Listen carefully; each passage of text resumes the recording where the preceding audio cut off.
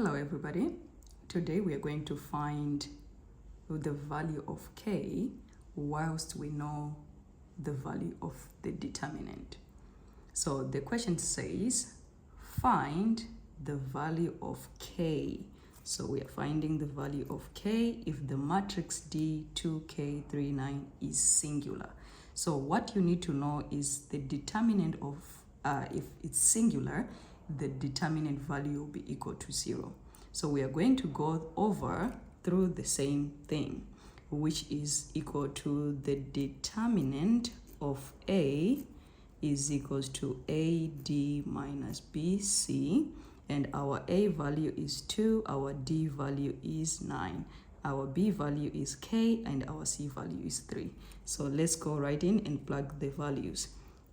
AD, which is 2, 9, minus B, which is K, 3. So we are going to multiply all that, then we get 18 minus 3K. And they told us it's singular, so we are going to equate this equation to 0. So it's going to be 18 minus 3K is equals to 0, right? I hope we are still together. Now we are going to put 3k to the other side of the equation, so it becomes a positive. So it's going to be 3k is equals to 18.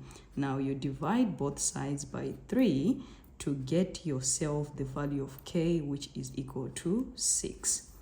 Because 18, 3 into 18, we get a 6. So the value of k is 6. So the value that was supposed to be here in our matrix is supposed to be 6. Thank you so much for watching. I hope you enjoy it, and let me know in the comment section and any other question that you need help with. Goodbye.